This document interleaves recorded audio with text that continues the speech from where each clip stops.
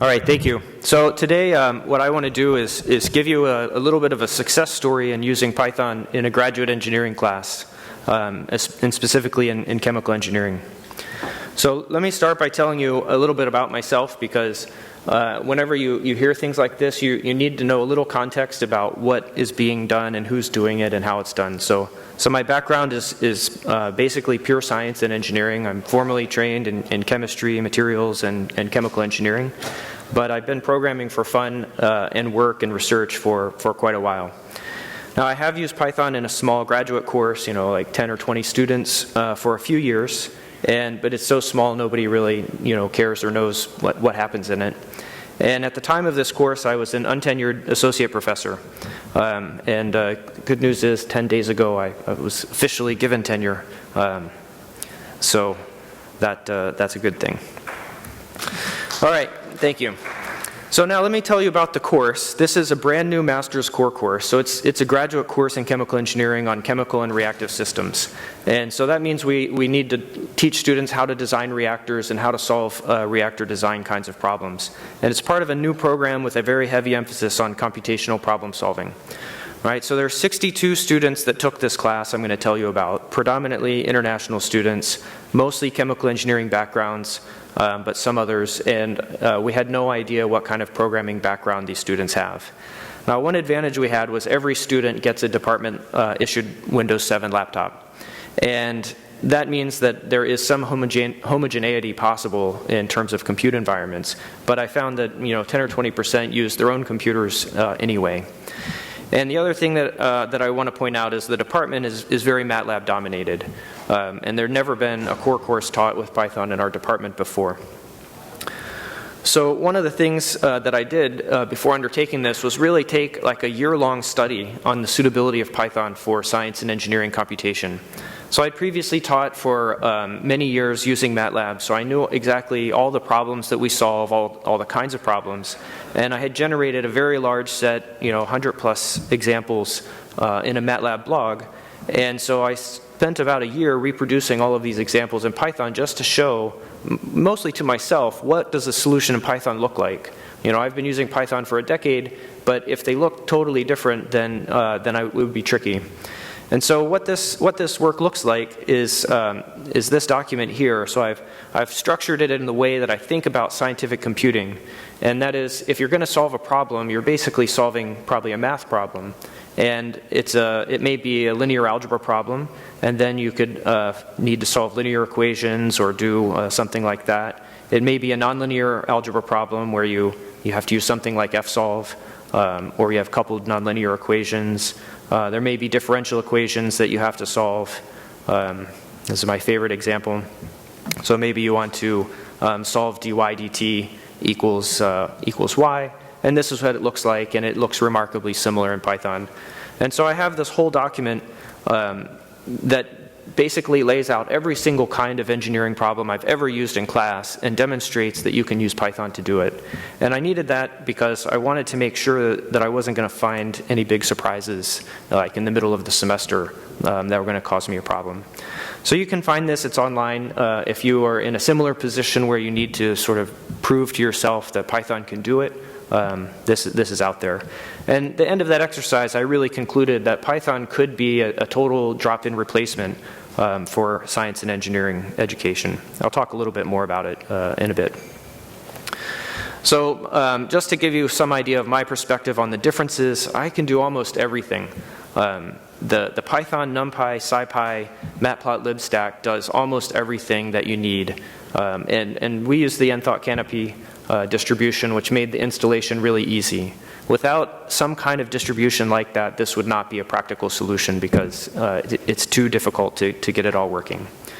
I did add a few capabilities. So I added some statistical functions like calculating confidence intervals for regression, doing event handling and ODE solvers to do things, and publishing to PDF, which I'll talk about as well. And so I guess my point is the differences between MATLAB and Python are smaller and smaller every day, and Python 3.5 is going to make them so small with the matrix multiplication operators that there's really no reason to choose one or the other than your preference and maybe open source philosophy.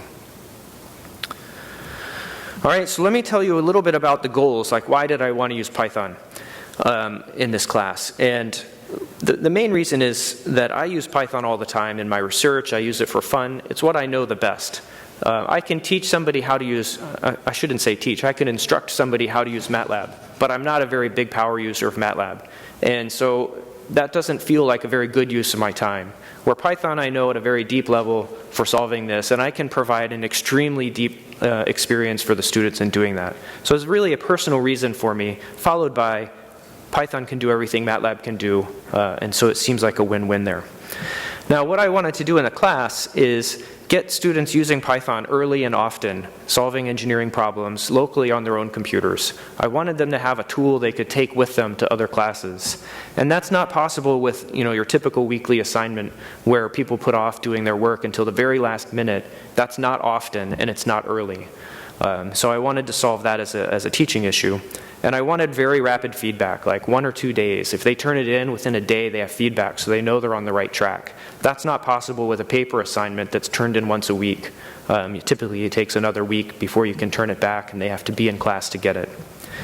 So the other thing, next things I wanted is to be able to show and use code in class very easily.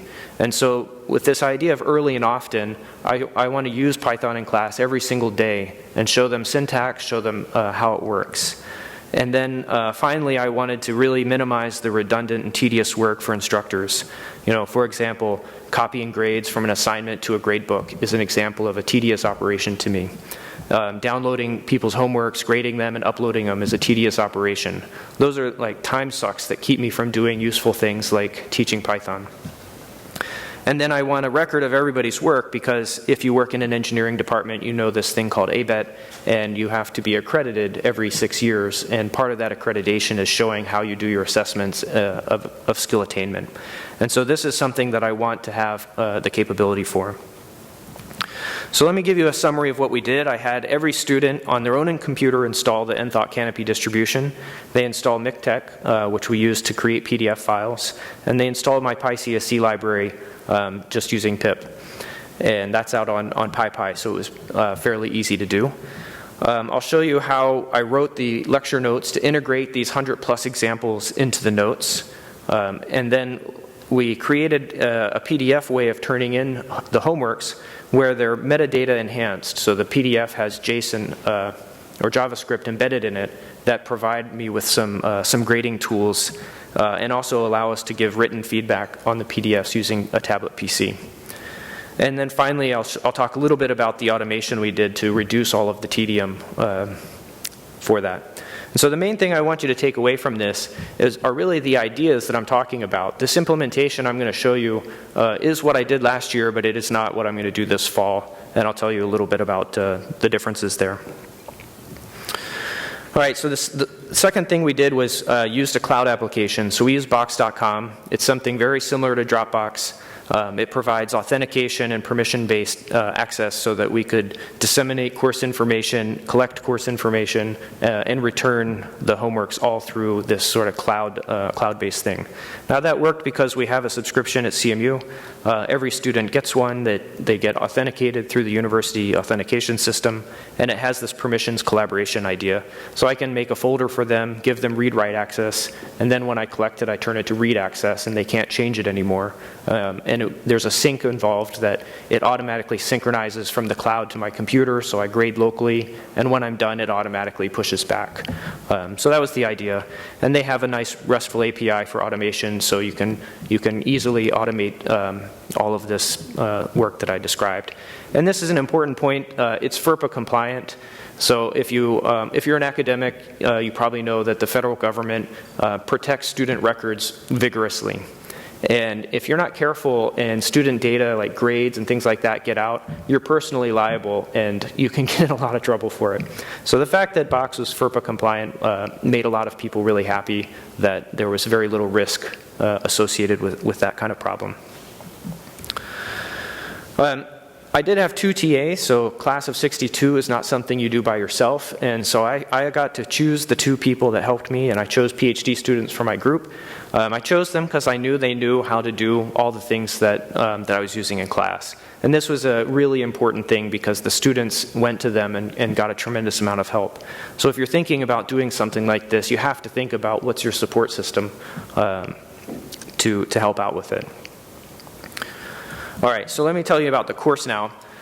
What I did for teaching this course was I would prepare the lecture materials in advance. And so the lecture notes look a lot like what I showed you, the PyCSE. There's sections in here that get broken down.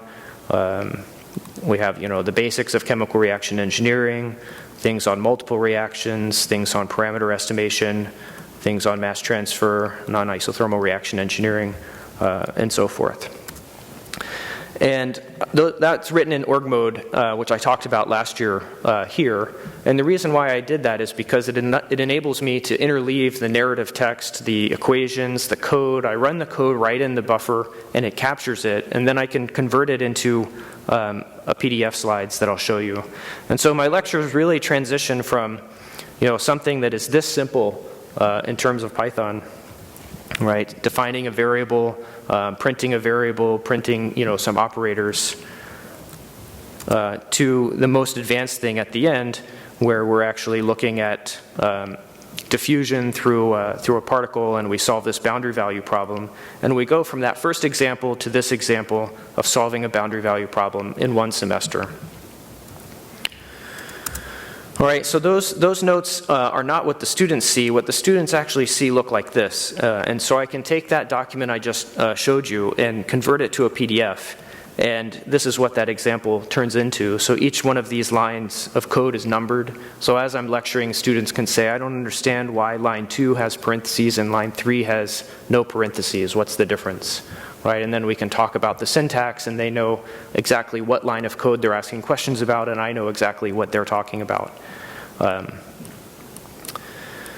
And so as you go through here, there's, here's the LaTeX rendering of the equations, and what I would do is just render this or mark up this with a tablet.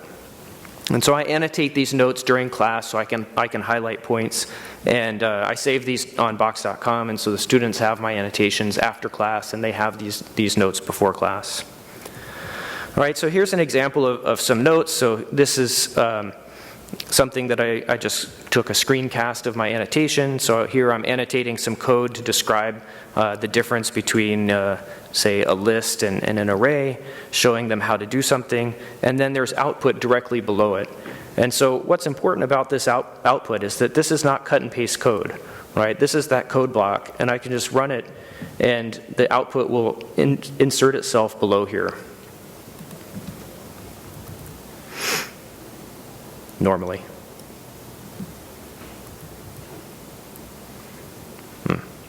That's unexpected. And so let me talk a little bit about the assignments then. So an assignment is, in this class, was always a Python script that gets published to a PDF file.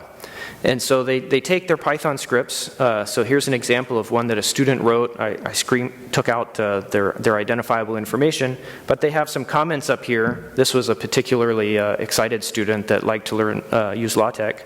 And so they have this huge long comment up here, and then down here is their code that solves the problem. And then they publish that, and it creates this PDF file.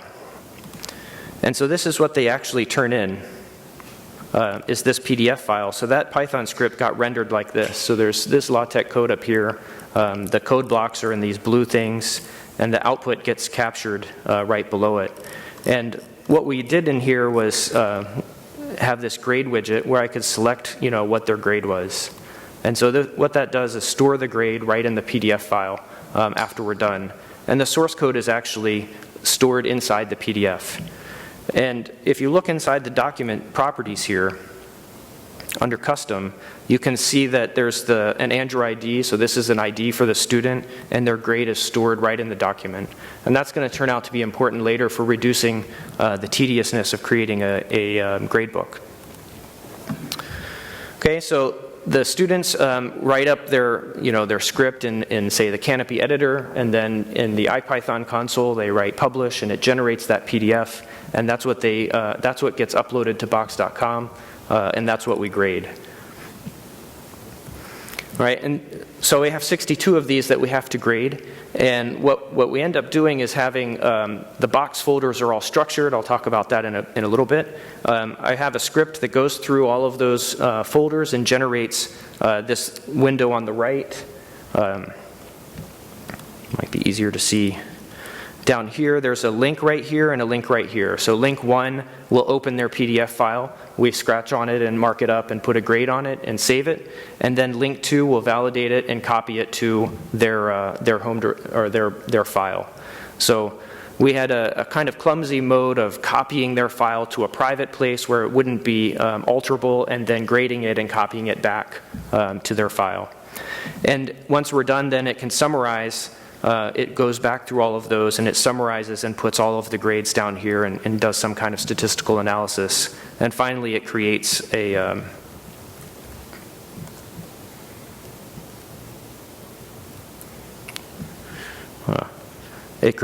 grade report down here for them. So I think something bad has happened here with an image.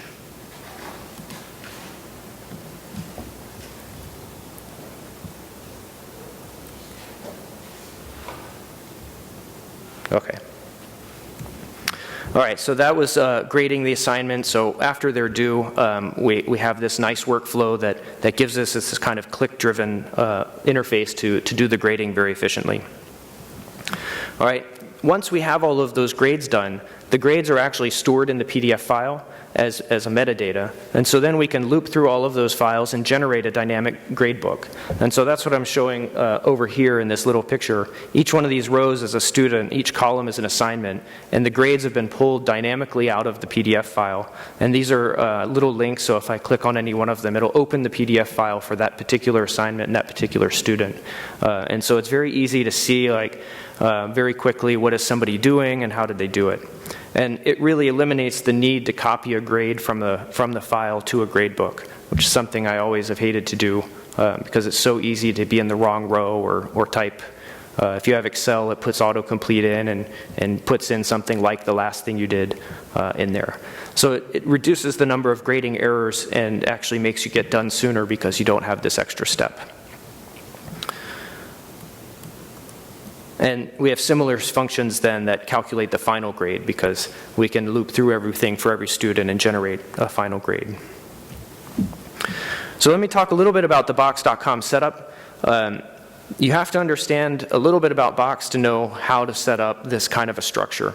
And so Box does not have anything like Unix permissions. It has an idea of permissions, it has a model for permissions, but they're a little bit strange. And the model is that permissions propagate downhill. And you can grant more permissions in a folder, but you can never take them away. And so what you have to do is start at the top here, and this is the main course folder in Box, where I'm the owner of this folder, and I make the TAs editors, but no students can see this main folder. And then down below it, I create a course folder. This is open and visible to all students as readers, and so they can see everything in this one. And then there's inside here individual student folders where I make each student the owner of their own file, and only they can see it, and the TAs and myself. And then there are sort of miscellaneous folders that might have things like solutions and things like that. And so in here, I wrote a Box course kind of Python module for automating this. It works by sending HTTP requests with the appropriate headers and URLs and stuff. But it requires this developer token, which you need a kind of a two-step authentication process to send a request somewhere from a web server, get the request back, and then send something else back. And so that kind of requires you to have some setup that is, it took a little while to figure out, but it wasn't too bad. And so with that, you can sort of automate the creation of folders and creating permissions and pushing files, etc. All right, so let me get to the end here. The successes were by the end, people were really doing fairly sophisticated problem solving with Python, starting from next to, print hello world to solving boundary value problems pretty quickly. The students got feedback very, very quickly because we were able to collect the homeworks, grade them, and turn them back almost within 24 hours. And so that led to the homework quality going up very quick, right? Because if they got it wrong on Monday, it was better by Wednesday, and it was really good by Friday. So that turned out to be very helpful for us, and it was much more pleasurable to grade these nice-looking homeworks. And the course evaluations were fine, right? So I'll talk a little bit about issues that came up there, but they were really fine. On the course side, the collection was trivial in the end, right? We ran a couple of commands, it aggregated everything, created menus for us to click our way through the grading, and it was pretty easy. The grading widget turned out to be a very good idea.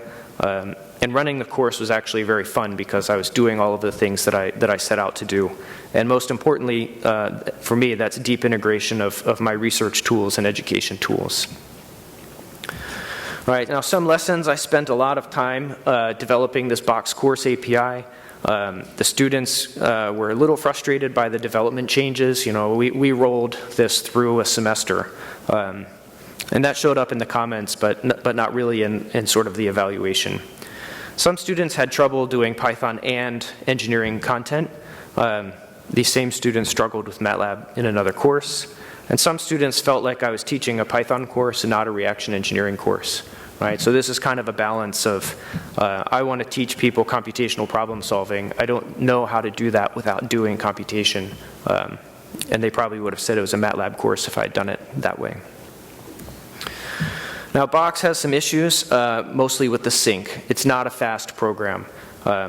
60 plus users syncing at peak times caused issues. We had a lot of Box sync conflicts where you would change something before it had synced. Intermittent encryption errors meant that some students had late assignments, and they were totally stressed out about that. So we're actually not going to use Box again. In the last few minutes, I'll tell you what we are doing. The API was actually pretty good. It was just slow. When you have to push and pull 60 things, and each thing takes 5 or 6 requests, it takes minutes to do something. And if you're doing that for a quiz, that's too much time. And the worst is Linux. No Linux support for Boxcom. Box.com. You can do everything through the web, but no sync. So we're not using that again. One unresolved grading issue is that we were reading the PDF files from Python libraries, and some PDF files use compression methods that aren't supported in these libraries, and that causes some issues. It's another reason why the approach ended up being kind of slow. And so we tried a whole bunch of them. In the end, we were doing shell commands to PDFTK and just getting the output, but that was very slow. And student compliance is another one. The automation relies on systematically named files, and students are not good at being systematically consistent with that. So that's a feature of giving your users an opportunity to mess it up. They'll find it. So I am teaching the class again this fall. I'm going to use Emacs in org mode and Python and Git this time. This will all be set up in advance on their laptops, so the students won't be doing any software installation, and they'll be using my kind of Emacs setup, so it will do things the way I do it for them. I'm running a personal Git server with Gitolite to do all of this kind of thing. And so that's going to be a local machine. Everything runs quickly, and the authentication will be with SSH keys, and the automation will be done via Emacs Lisp because I'll run the whole course through Emacs. Now, the reason was because I can do interactive lectures, and students will have these notes open in front of them while I'm doing the lecturing. So they'll be able to edit their code, run their code, and do all of these exercises with me. And because I have it linked with Git, I can make this a very active assessment opportunity that during class I can have them push things to the Git repo that I can collect and see how they're doing. To get past the PDF problem, we'll be storing all of the grades right in plain text files, so that's going to take away the whole thing. And this is a project that will be in production mode by August. So I call it Tequila for Technology Enhanced Learning and Assessment. mostly for fun. I like the word tequila, and I think, you know, if the university is a fountain of knowledge, one should come drink from it. All right, so I don't know how this will go. Last year it went pretty well, so I'm confident by the end of the semester we will also survive. And this I'm going to predict doesn't, it does work. You can check back in 2015, and then maybe later we can check 2016. All right, so that's the end of my talk. Thank you for your attention. I'd be happy to take any questions.